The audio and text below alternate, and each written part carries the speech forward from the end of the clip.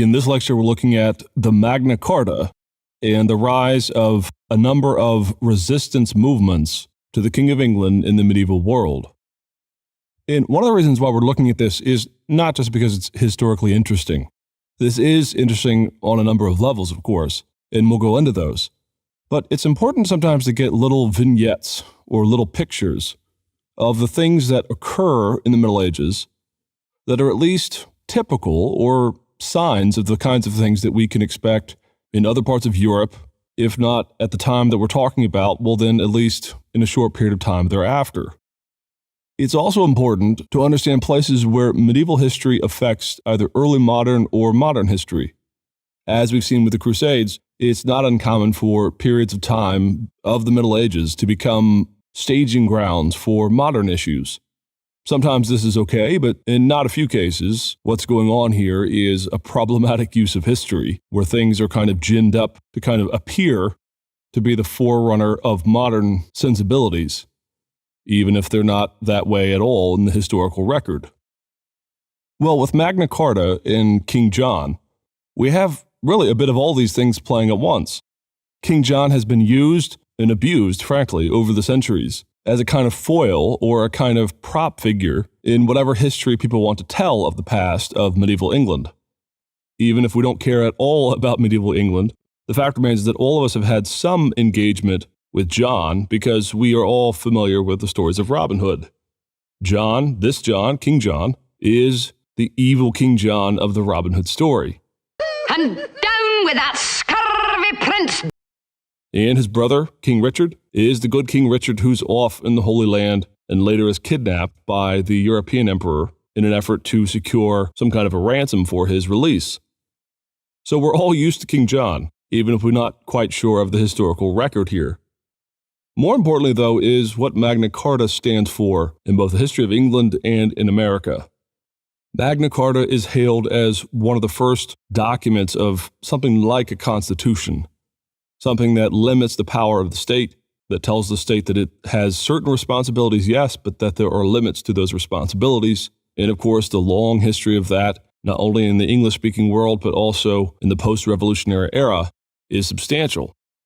And there are a number of other shadings this way or that in terms of this story in John and Magna Carta. And so we really want to set this up as an opportunity to explore the numerous ways in which history can be used in the modern world, and frankly, some of the ways that it could be abused. But we also want to tell the story of King John and the Magna Carta. Well, the context is pretty simple to understand. John was one of the younger sons in his house. He was actually not expected to inherit either much land or the kingdom itself. One of the nicknames actually of John is that he is John Lackland, which is a dig, really, at the fact that he really is a nobody in terms of the royal household or in terms of his future. And the story of his family is complex, and we don't have to go into all of that. But as we saw in our second lecture on the Crusades, Richard the Lionheart, has a kind of glorious history in English lore and in the minds of those who remember English history. If you go to Parliament today, for example, there is a giant statue of Richard I, Richard the Lionheart, out on display there in the square. And you add to that the long history of the Robin Hood story, which really only in the 19th century began to foist all of the problems of England onto John and to paint good King Richard as the noble, virtuous man off on crusade, who, if he only returned, would set things to right. Well, the actual story is a bit more complex. Richard actually wasn't all that great. As a number of historians have pointed out over the years, the only thing Richard really was great at is fighting and killing people. He was not necessarily a good son. He certainly wasn't a good brother. At times, he cared more for himself than he did for anyone else in his dynasty or in his family, or at times, even in the ranks of the nobility of England itself. Much of the reason why Richard is remembered so well is simply for the fact that he went on crusade and he slaughtered a number of people there in the Middle East. When you actually dig into the history of Richard, though, he's quite a nasty character. He was a notoriously violent anti-Semitic man. He put all kinds of regulations on Jews living in London or in England, and once, on the rumor that Richard was going to have them all expelled from England, there was a massive riot and a massacre of numerous Jewish peoples and families there in London and around the surrounding regions in England.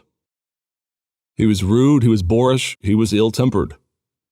But Richard is remembered because he went off on crusade, and even though he didn't come back victorious with new lands under his domain, nevertheless, because he had fought such a great leader as Saladin to essentially a truce, he came back on the shoulders, metaphorically speaking, of the English people. Well, when he died, despite the fact that John, his brother, had raised up something of a rebellion against those who were running the nation, running the kingdom, in Richard's absence, despite the fact that John frankly probably should have had some kind of judgment cast upon him for this, John, his younger brother, was nevertheless appointed King of England. And John really made an effort at being a good king. He himself was not going to go off on crusade, but he did everything he can to secure the authority and the influence and the power of the King of England during his rule. The problem, though, is John kept screwing up. And there are a couple of things that we can just sort of mention briefly to signal what John is doing. One of the more important things that John does, just sort of in terms of the style and the structure of his rule, is he was enormously quick to find money that he could secure either from the nobility, through taxation, or at times through the church. He seemed to, at every turn, try to accrue more wealth to himself, which only made the barons, the noble houses throughout England, as well as those in the church, quite unhappy. And there are two things that John manages to screw up royally before we get to Magna Carta. First and foremost is that John, despite his attempts to keep the lands of France that had been under the English domain, actually began to lose quite a bit of it.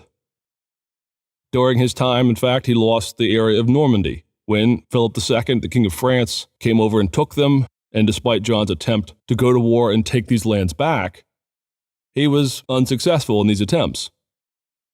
Now, in part, he is held up to the standard of his brother. Even though he was dead, it was believed that Richard, if he had been around, would not have put up with this and would have gained these lands back. And at least the new student to this period of history might be scratching their head. Why in the world would the King of England care so much about Normandy? Well, the roots of this go back to something that's called the Angevin Kingdom. And we mentioned this briefly, and we're going to look at it again here and there. But the Angevin Kingdom is essentially this time in the Middle Ages where the King of England, the English crown, held lands all the way up and down the western side of what we would call modern-day France. Now, you have to understand, it's not that they had stolen these lands per se. It's not that France necessarily believed that they were their lands. Now, they do in many ways. But you have to remember that in the medieval world, many of these lands, many of these sub-regions were up for grabs, and there was not yet this cohesive identity that France, let's say, owned all these territories that are now under their jurisdictions today. For a long time, the Angevin Kingdom was part of the English identity. So, for John to lose these lands to the French king was seen as a hostile takeover of English lands, and John was unable to gain them back. And so, in terms of military prowess or his political might, John was certainly lacking compared to Richard. The other thing John did is he got involved with a dispute with the Pope that raised one of the more important fights between the Pope and the English king. That, believe it or not, will come home to roost and be used and leveraged during the Tudor Reformation under Henry VIII. And that is that during John's reign, the existing Archbishop of Canterbury died. Well, John had his own man that he wanted to press upon the Pope to be elected to the Archbishop of Canterbury. The problem is that the Pope didn't see eye to eye on this. Innocent III, the Pope at the time, the same Pope, by the way, who called the Third Crusade, resisted King John's attempt to influence the election. And as a result, he put forward his own man, Stephen Langton. And the Pope wanted him to be Archbishop of Canterbury, not the man that John had chosen. Well, John digs in, he fights, and he believes that he is in the right, and it all culminates with Innocent III, the Pope, placing an interdict over the entirety of England. Now, what is an interdict? Well, an interdict is something like a halfway excommunication, not just of the king, but of the entire country. The Mass, for example, is ordered to be ceased. All those who are loyal to the Pope, which you can assume is everybody in the church, is ordered not to say Mass. At times, they're ordered not to hear penance, and the spiritual life of those in England, in a manner of speaking, is frozen. Now, people have seen in this over the centuries a real heavy hand by Innocent. Essentially, he punishes at least the psyches of the laity of the English for the sake of bringing John to heel. Innocent men and women attempting to enact their faith, to do their penance, to go to Mass, were now being met with a brick wall. They were not able to do this.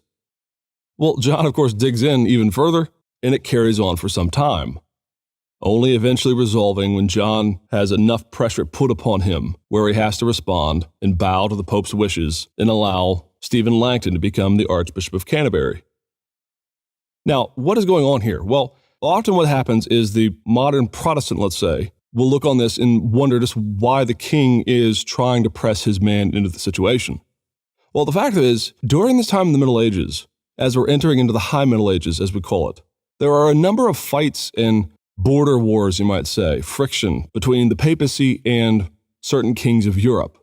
In other words, not all is well. From time to time, the Pope will stomp his foot, or he'll draw a line in the sand, and he will bring a king to heel, or he will do whatever he can to make sure that everyone knows that he is in charge, certainly of the church, and from time to time, he wants them to know that he is in charge of the state as well.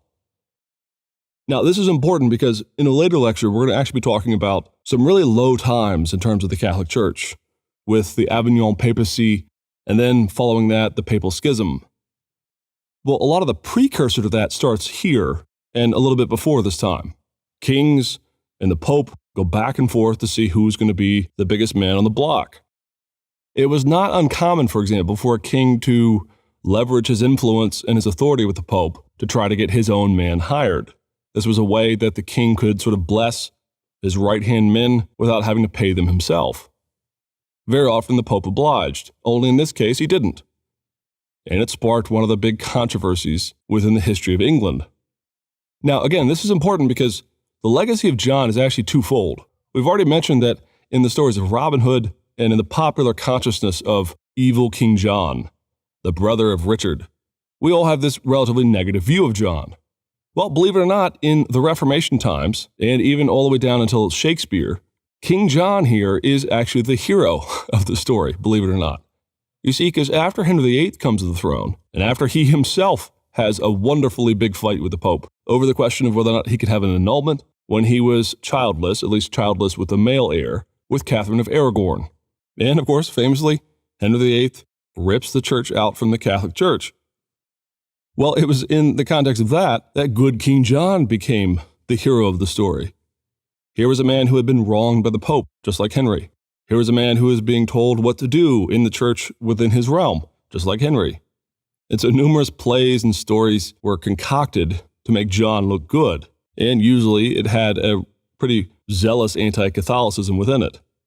Shakespeare himself actually wrote something on this, and he was a PR man really for the Tudor dynasty. And he played up the story of good King John being used by the Pope.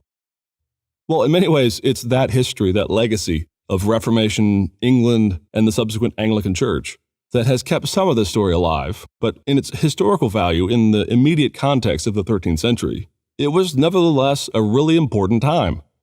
The interdict was a pretty zealous, pretty aggressive decision by the papacy.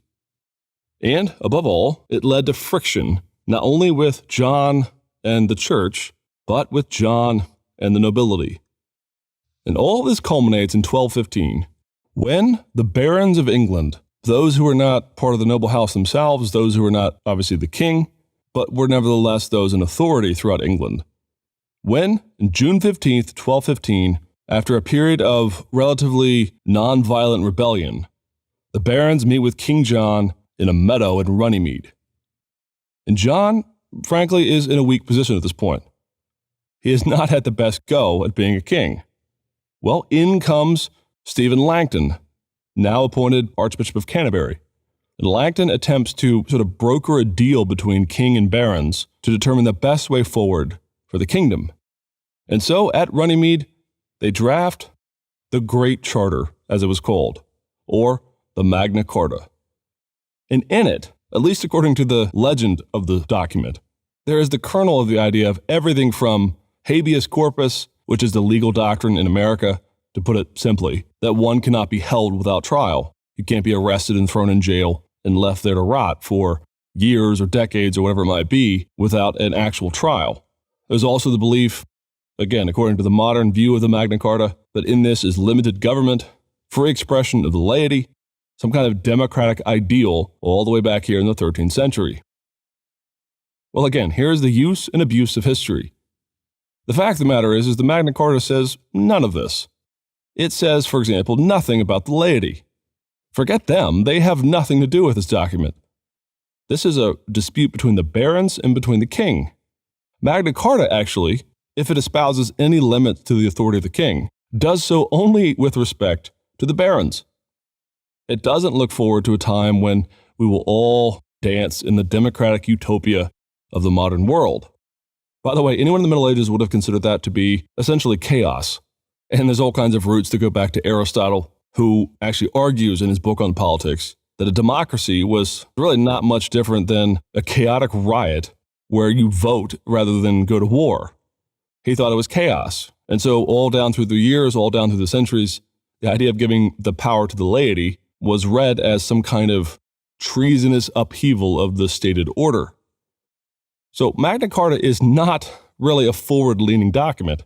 Really, its focus is on bringing King John to heel in the way that he treated the barons, the way he treated the upper crust of those who were in the nobility.